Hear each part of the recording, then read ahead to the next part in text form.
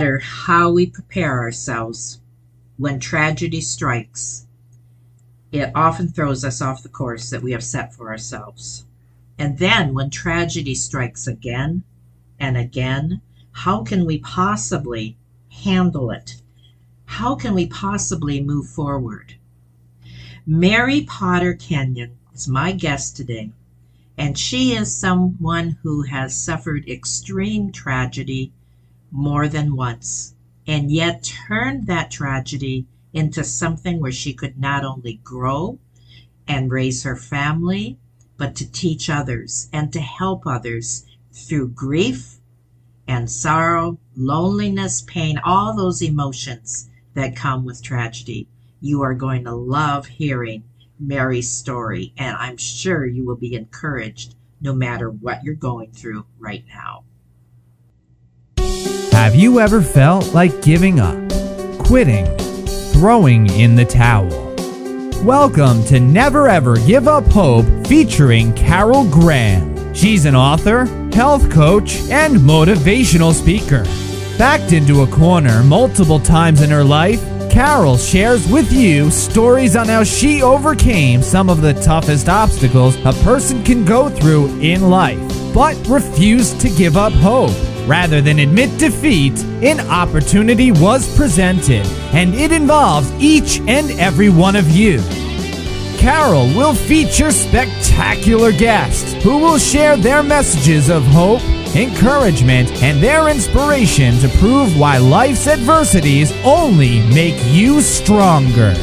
And now, welcoming the host of the show, here's Carol Graham.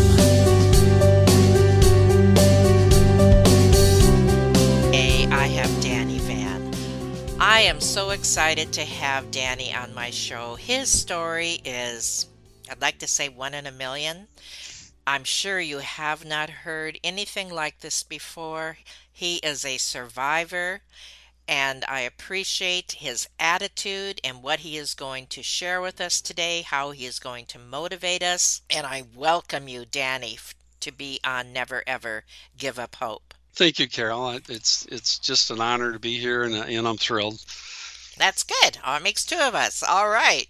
Let's start at the beginning. So I want to hear, and I know my audience is very interested to hear about your struggles growing up. So parents were married very young. My mother had me when she was 16. By the time she was 26, she had 6 kids. And as the oldest, I got the dubious honor of becoming the diaper changer, bottle washer, and mom's right-hand man at the age of 4. And from there, I learned to take care of everybody else, make sure they were all happy and comfortable. And as we grew up, it was my job to keep everybody in line. My parents' marriage at first was pretty nice. We lived in Bay City, Michigan, and probably about the time I turned 7 or 8 years old, maybe I was 9, they got divorced, and there was a lot of violence leading up to the divorce. Dad had a temper. He frequently broke things. Mom was Italian, so prior to the divorce, there were many, many meals that we had where we literally had tossed salads at the table because she was smaller than Dad, and the only way she could defend herself was to throw things at him. So we went through a lot of stress and trauma as youngsters. When they had their fights closer to the time that they got divorced, Mom would scoot us upstairs, and we had one of those old salt shaker homes from the turn of the last century, 1910 or something like that. So the stairwell to go upstairs was right off the dining room, and she had a door on there, and it had a slide bolt, one of those old, slide it across, drop it down. So she would lock us up there when the fight got too intense to keep us out of harm's way. But then we got to sit on the steps and listen to the pounding flesh, listen to breaking glass, listen to the arguing. It made my siblings very upset and very sad. And, you can't console them, when they're that young and they're still hearing it. So we would hear Mom would threaten to call the police. Dad would rip the phone off the wall, back when they had the phones on the wall. And then all of a sudden things would go quiet. We'd hear a door slam, and there was nobody in the house but us, and we're locked upstairs. We went through that for months and months and months until Dad finally packed up and left, and they got divorced. Mom got the house. Mom got the kids. This was in the 60s. She got alimony of some sort, I guess. I really wasn't old enough to understand all that back then. And she kind of decided at this point, like, hey, I'm free. Remember, she was 15 and now she's got 6 kids. Now she's, 26, and she's going to start doing a little exploring. So we had a lot of babysitters. She couldn't get a great job back then, so she waitressed and short order cooked, and it wasn't enough money to handle 6 kids. She struggled. Probably about a year or so later, she got remarried to another sailor. Dad was from the Navy. He lasted about a year and a half, and couldn't handle 6 kids. And one night, we went someplace and came home, and he was gone. That was the last I heard of him. So from there, Mom got pretty depressed. Things went downhill. She farmed us out to different relatives. Today they call that kinship care. And so we were split up at that time and went out to different families. But it was relatives, so we saw each other during holidays and stuff. Well, again, that didn't last very long. Mom finally brought us all back home. The house was just terribly in disarray and disrepair. I remember just prior to her taking us to the orphanage, sitting in the living room watching TV at night, and we would see the rats, and I mean they were as big as cats, running across the floor in front of the TV. So we did finally get out of that. She took us to Catholic Family Services. I don't know, somebody made her do it or how it came about, but we wound up being dropped off at St. Vincent's Home, which was, a children's home. We called it orphanage. How old were you at this point? This was in 1965. I have a picture of it in my book of me and my brother Joe, my next youngest, standing on the steps. One of those great big old huge institutional brick buildings, 15 steps going up to the door. It was one of those places. And so that would make me about 11 in 1965. In the spring of 65, I was 11. So, but you know what? We came through that door and we were greeted by nuns with smiling faces. There were some monks there, the brothers. There was a priest, of course. And, Grandma, my mother's mother, was just near and dear to my heart. I was her first grandson. And so we had a very special bond. And between Mom and Grandma, they always took us to church, Catholic church, and catechism. So when we saw the nuns, it was kind of like, okay, this isn't bad, And we all got new clothes. Prior to getting there, as the oldest of 6 kids, I wore hand-me-downs. We ate Korean War surplus food. Wow. Right? Powdered eggs, powdered milk, stinky old brick block cheese, flour that came in giant bags.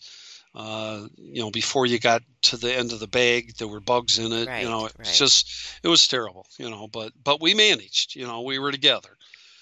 We get to the orphanage, we're together, except they split us up, boys and girls, which again, the youngest, my baby sister at that time was probably 4 or 5, and she had a rough time with it.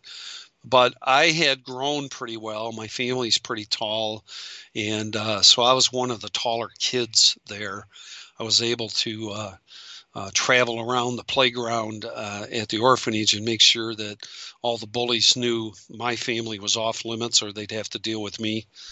And so I took care of that. And of course, I also befriended the nuns because I'm already a miniature adult at this point. I've been in charge, for quite some time. Right. And the other thing that I guess I skimmed over and you didn't was the fact that Mom was a huge Elvis fan. And one of the great things that we used to do before the divorce was I always volunteered to go get groceries with her because back then they had the plastic vinyl albums that came out and Elvis was doing his movies. And every week it seemed, or every 2 weeks, there was a new Elvis album that was out. And man, it didn't take me any time at all to talk her into getting the newest one, Do you remember And how much they cost back then? oh my goodness.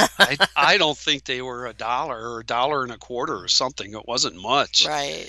You could get 45s for 10 or 15 cents. We shared this love of Elvis and music, and it was the happy time. Hmm. No matter what was Hmm. going on, you could throw Elvis on and everybody's happy.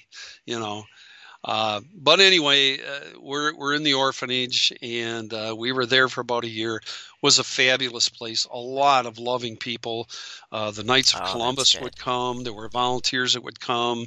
They brought us treats. We got 3 square meals.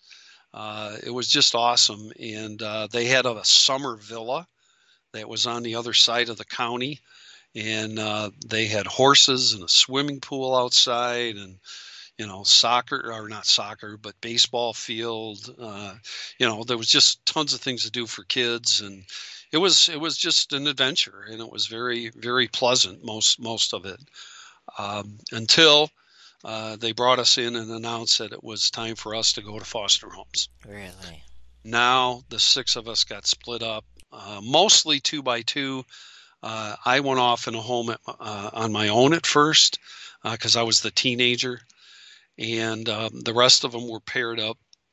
My one brother got sick at the home he went to, so they sent him foster home. So they sent him back to the orphanage, and he got healed and everything. And then my foster parents agreed to take him in so we could be Hmm. together. So we were together there. We were in those foster homes maybe another year and a half or so. And while we were there, once Mom had put us in a safe place, she almost disappeared. I mean, we rarely saw her. She didn't Really? come to visitations. Well, she's 30 years old in her prime, and she just got rid of 6 kids, right? So what Yeah. are you going to do? It's time to partay. And we were all pretty disappointed, obviously, when she didn't show. Then we got wind that she moved out of town, had a new boyfriend. Just heartache after heartache. And but we were in foster homes, and we were at least around people that were doting on us, Hmm. and.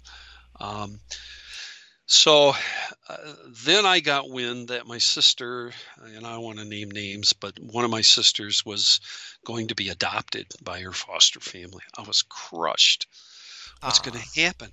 I'm praying to God during all of this, God help us. I can see that the parents aren't going to come back together, but help us. And will I ever see my sister again? Was what I was thinking at the of time. course. And so I called up the social worker, the caseworker, and I'm complaining. And of course, I'm the quote unquote head of the family here of the kids anyway. And I'm going, you can't do this to us. Well, you don't know what you're talking about, son. And I said, isn't there anything we can do? What can I do? And she said, well, hang in there. We'll reach out to your dad and we'll let him know how upset you are, blah, blah, blah, right? So in the meantime, because we weren't able to see the parents very often, I'm trying to solve a problem here. I'm not giving up. My brothers and sisters and I are going to see each other. Mom and dad or no mom and dad, right? And Right. I guess there must be an unwritten rule someplace that foster parents don't gather with the kids, because they didn't. So I got a job as an ice cream pushcart salesman, going the streets, ringing those goofy bells. Mm-hmm. And I saved all my money one summer, and I bought bikes for all my brothers and sisters, Oh because my goodness. we're all in the same city, but we just, we're not within walking distance, because we're young, especially the younger ones. So I saved my money and I bought used bikes, and we were able to come and see each other. So here's your first never give up. Don't take no for an answer. I don't care if I was 15 at the time, you know, That's right. and you can make things happen. I was fortunate to have foster parents that let me do that, right? And I was fortunate that the ice cream company let a 15-year-old take their cart and their ice cream and their money. But I guess I had that air about me that people understood I was more mature for my age than I should have been, and apparently was trustworthy. So that worked out. Now, again, going back to us being split up and the adoption, praying to God, calling out, trying to get people to help, and the next thing I know, I get a call from the caseworker. My dad has repurchased the homestead, Oh my and goodness. it had been condemned, and he's been working on it for weeks or months, and his goal is to reunite the family. Nobody still knows where mom is. She's out of town someplace. And so dad was able to get my youngest brother and me out of our foster home first, because I had the skills and the wherewithal to help him as a Mm-hmm. co co-carpenter, as it were. And so we moved back in with dad. We helped fix up the rest of the house, and ultimately he got all six of us back, Oh my and goodness. things were going great, right? And I thought, man, this is awesome, and we have dad to ourselves. And one of our favorite times was to go shopping on Friday to get groceries when dad got paid. So he'd come home from work and we'd scour the cupboards and, okay, we're missing this, and what about that? It was fun. It was an adventure again, right? Mm-hmm. And so we did that for I don't know how many weeks or months. And then all of a sudden, the caseworker shows up. These kids are alone with a 16-year-old, 15, 16-year-old brother, and this won't do. You got to get a nanny. So dad shows up with this nanny that he met at the Wonder Bar, because dad was an alcoholic, if you couldn't tell from all the other previous stories. And he shows up with this nanny, nice, very nice lady, well organized, and she knew how to handle kids. And kitchen's off limits now, so that kind of bent my nose a little bit, because I was chief cook and bottle washer, right? And so I got and I understood, there had to be some order. But they wound up going out and drinking on Fridays together, still leaving us a little bit of time together, Mm-hmm. and they wound up getting married. And it wasn't too long after they got married that the fight started up Oh again. It my was word. just like nothing really changed. And she would argue with him and he would get mad. They did stay together for 30 years. And in the course of that Oh my 30 word. years, Carol, he broke her jaw 3 times in Oh. years, and she wouldn't leave him. From there, when the fight started, I just couldn't handle it. So by this time, mom caught wind of what was going on. She moved back to town. She wanted her kids back all of a sudden, and so we had the opportunity. When the fights broke out at the homestead, I said, fine. I went to the caseworker. This is an unhealthy place. I need to get out of here. Okay, your mom's in town. You can go stay with your mom, right? So I went and stayed with my mom. Guess what? Mom's still partying. Come home from school. There's people in the house I never met before. Mm. There's all kinds of stuff going on at all hours. So that wasn't working. So then I bounced back to dad's, telling dad, if you're going to keep fighting, I'm not coming back. If you can keep it under control, I'll be back. And of course, that kind of went over like not really well, because who are you to tell me what to do? I'm your dad, you know. So, but I had to go somewhere, you know. So we went back and forth, and what I did, usually my siblings followed and trickled, right? I did it, then another one came, then another one. We went back and forth a couple times. Finally, at 17 years old, I'm I'm I'm at my wits end. Actually, at 16 years old, I'm at my wits end, and I still have this strong desire to be a singer. I joined choir, you know, at high school, at school, and the greatest thing that my stepmom ever did for me was in the Christmas of 1968. She talked my dad into buying me my first guitar because of how Mm. I wanted a guitar so bad. I made one out of a cigar box, a broom handle, and a rubber band. Right? Yeah, I'm gonna be like Elvis, right? And so they got me a guitar. Man, it was in heaven. I ran down the street to my buddy's house. His dad was one of those mariachi band guitar players, Right, right. and he agreed to teach me how to play guitar. My fingers like almost bled. I learned how to sing. The very first song I learned how to sing, "Love Me Tender." And I'm going to be like Elvis. Before my voice changed, I'm going to be like Elvis. Sound like Wayne Newton singing Elvis, but I'm going to be like Elvis. And so I did do that. And so I started going to talent shows. I listened to the radio. They had talent shows around back then. And so my dad, when he married the nanny, she had two girls living with her, two daughters. So now we went from 6 kids and 2 adults to 8 kids and 2 adults. Even more chaos, right? So they went camping one weekend. I was working at Burger King because, you know, all this time I knew I had the ice cream job. I liked having money. I liked being able to pay for things and take care of myself if I needed to. So I was working at Burger King that weekend. I knew the talent show was going on, and they wanted to go camping, and I said, no, I don't want to go. And this time I'm, 16 and a half, I'm not quite 17 yet, but I'm old enough, right, to stay home by myself. So they said, you could stay home. Went to the talent show, and I met some people there from Cadillac, Michigan, 100 miles from Bay City, where I was living at the time. And I was singing like Elvis. They had a daughter that sang like Tammy Wynette, Oh, and she had a good voice. She was a good singer.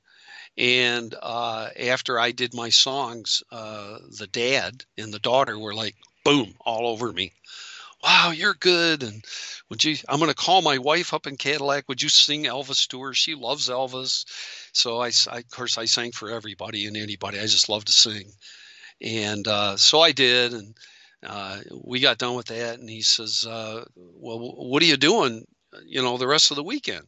And I said, "Well, I don't know. My parents are camping. I'm just kind of hanging out. Well, why don't you come to Cadillac with us? My wife would love to meet you, and my daughter's here, and maybe you can sing some songs together." And I went, "Okay."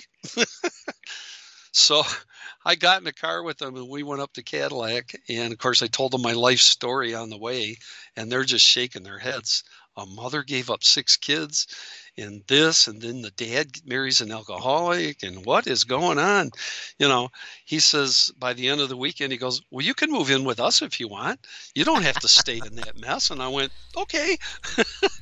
So they drove me back from Cadillac to the house, and the parents weren't back yet with the rest of the tribe. I packed everything I owned in 3 paper grocery bags, and moved to Cadillac, Michigan. I wrote a note and I stuck it on that phone that had been torn off the wall so many times. I wrote a note and I put, "You've done enough. I'll take it from here." And I put the phone number down where I was just so he could reach me and not worry. But, "You've done enough. I'll take it from here." And they drove me back up to Cadillac, and that was my new home. that's amazing. I didn't expect that. Now, you have been an entertainer for 45 years and you've Yes. performed internationally, and we want to talk a little bit about that. But also, in your 20s, you were a senior project manager for several multi state, multi million dollar computer projects in corporate America. So, tell us a Yes. little bit of that transition period and Yep. how you then juggled your career and, well, both careers actually. graduated Cadillac and set my sights on Detroit, Michigan. So I moved to Detroit to get discovered, turning down a college scholarship, by the way, because I didn't need that. I was going to get discovered. Went to Detroit, did get discovered by a couple of people and booking agents, and began doing what we affectionately call the animal circuit, the moose, the elks, the eagles, and met some more people and got some more contacts, and was able to meet a couple of pretty good booking agents where they booked me at the International Freedom Festival over in Canada. I got booked up in Nova Scotia for the National Atlantic Exhibition. Booked me all over the Midwest, many states. Got connected with some television guest performances in the tri-state area here. And it just did a lot of entertaining and really got to be well known. And did some recording. I recorded some albums, and from there, when I first started singing, for professionally and met these agents, I wasn't working at corporate America at the time. I was just singing 5 and 6 days a week. And some of those singing performances were just me and the guitar, and I would sing for 5 hours. And then I would get in my car and go to the next city and sing for a couple more hours, all in the same day. My goodness.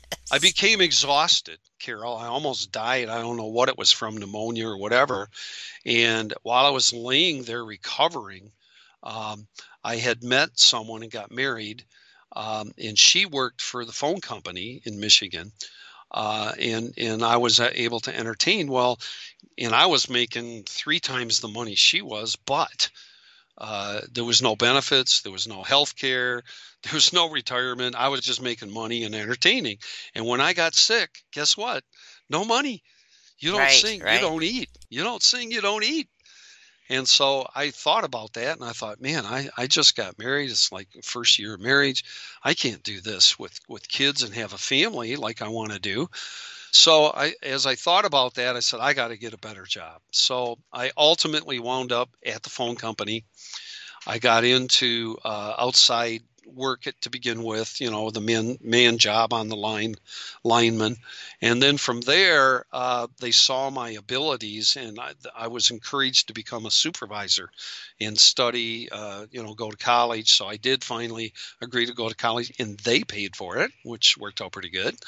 And through that, I actually got into computers very early in the 1970s and came up the ladder from there into the computers to the point where I was one of the major analysts and project coordinators for a Michigan Bell multi-state conversion project that we did.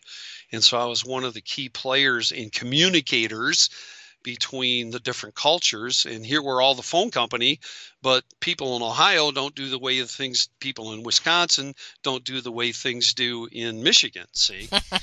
So we had to learn how to do all these things and work with people. So that's how I got into that and rose up through that, all the while still entertaining on the side. But then you had another shift because you had a heart attack and open heart surgery. Yes. How did that affect your life? I got divorced and remarried, and all that trauma and stress was very taxing. My family history, unfortunately, I have the genetics for bad arteries. 2 of my dad's brothers died. One of them in his 40s, just walking down the street, boom, he fell over dead from a massive heart coronary. And my dad also, later in life, went out in the backyard to move a ladder and never came back. So this was very traumatizing. I adjusted my diet. I was in pretty healthy shape. I mean, you got to imagine doing all those things and entertaining. When I did Elvis, I did the whole thing. I had the jumpsuits, I did the dancing, I did everything. And so I was physically in good shape, and everything, but my arteries were a disaster. and I had high cholesterol from my 20s. Tried to get it under control. Took a vegetarian diet for a long time, but between the stress of the job, the stress of the divorce, and everything else I was going through, I did wind up having an angina attack in 1998, which exposed the fact that I had blockages. 4 months later, I had double bypass open heart surgery. And then right just before that, my dad died. The month before that is when my dad died. So that was more stress. Of course. So, yeah, so it changes your life. It makes you re-examine. I certainly looked at, what am I doing? What can I do better? Why am I still here? Was a big part of it, and what should I do with the rest of my life? And part of that, God opened up to me as I called out to him, and he said, "I'm going to give you some new music, but it's not for you to get famous. It's not for you to get rich off." He said, "This is to help people." And so I wrote many songs. I heard them and wrote them down. I don't even take credit for writing the songs. I just wrote them down. Hmm. And the keynote song is one called "I Hear an Angel Whispering." Hmm. And it has consoled so many people. I sold it on my Elvis shows, and it outsold my other music. you know. Really? Oh yes, people loved it, and it's online, so you can hear it, and it's in my book. The e-version has a link to it directly. The paperback has the information on the back. The bibliography area has the link to it, so you can get to it. So. And then you had another blow. If am reading this correctly, this came after when your wife left you and you lost your job? Yes, yes. And how did you deal with that and turn that Uh, around? very depressing. It was very lonely, very depressing. The kids opted to stay with their mom, but I stayed nearby. I wasn't going to let them go through what I went through, so I was very involved. I met them at school every week for lunch. I got involved with their after-school programs. We did things together. We did a lot of things together. So I just persevered, and I charged through it. Again, I didn't want a divorce. I didn't want my kids to go through that. I had a phobia about that, and yet wound up going through it anyway. But I handled them with kid gloves and did everything I could to protect them, and left them the property, and made sure they had everything they needed. And if they didn't, I told them to call me. So And you were stronger for it, and so were they. absolutely, Now absolutely. you're an author, and also a virtual mentor. So share a little bit about that. The open heart surgery that I had, I was 45 years old when that occurred. And going through my life, getting remarried and having some more issues, I ultimately had a heart attack at 59 years old. And things were going very well for me at that time. I was very successful in the computer. I was retiring out of the music because I was getting to the age where you just can't do Elvis anymore, at least not the way I wanted to with my passion. But but after that heart attack, I literally I had probably 6 or 8 heart catheterization surgeries to place stents in various places around my body and my heart. I was declared totally disabled. My cardiologist said, even if you feel like you can go back to work, if you do, you will die. Your Hmm. body can't take it. Your arteries can't take it. Your system can't take it. You're done. You can't travel. You can't perform anymore. You can't work. You're done. You're retired. 59 and a half years old. And so, again, major depression, feeling alone, 2.5 years in recovery. I had damaged about 30% of my heart. And so I don't have stamina, I don't have energy. And I'm sitting there for 2.5 years. Now what? Right. God, how can I still be of use in this life? Right. And so I remember doing some of those concerts that I had done a few years earlier. for some boys' homes because I went to give it back, right? Pay it forward.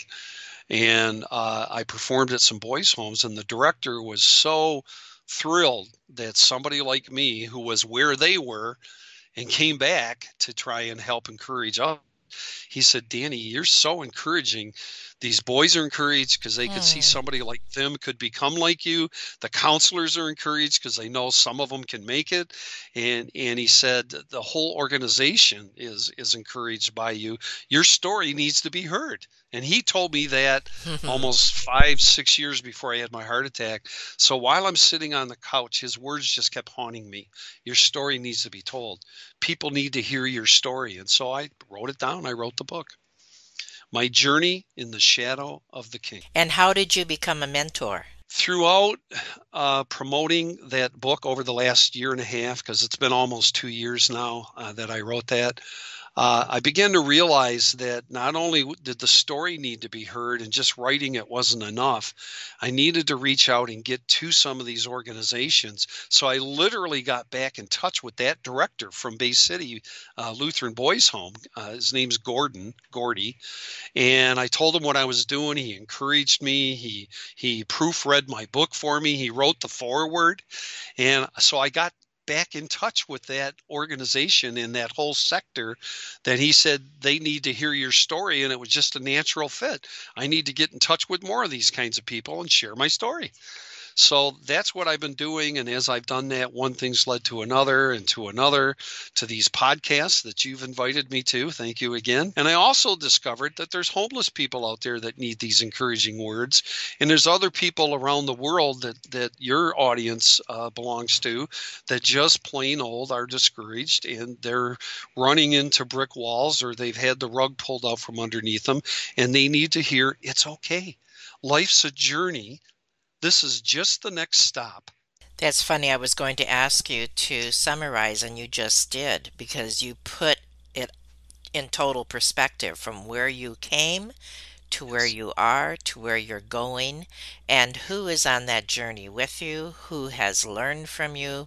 And we are part of that audience today, where we have learned from you, and that every time I hear one of these stories, and it definitely, makes me tear up and choke up, and yet on the other hand, I know the end of the story.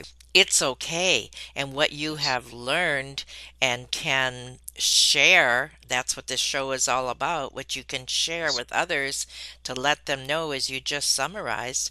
It's okay. It's going to be okay. You're going to survive.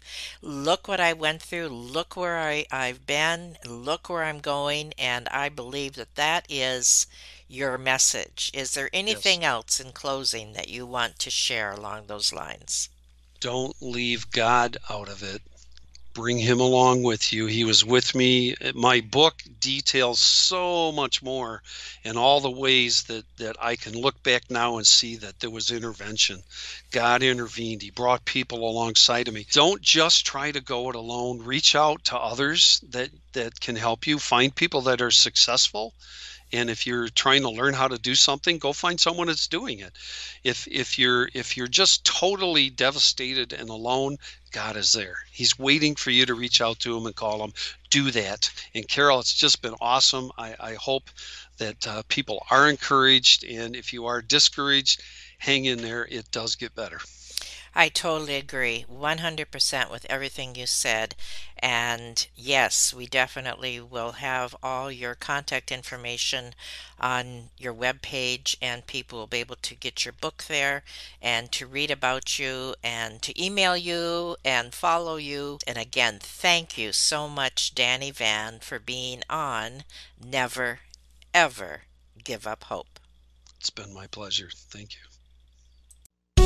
Thank you for listening to Never, Ever Give Up Hope, featuring Carol Graham. Did you know that most people succeed because they are determined to? Quitting was never an option. Carol loves your comments and will respond to each one. So please subscribe and review this podcast. A rating of 5 stars would be outstanding and appreciated. Remember, if you are still here, there is always hope.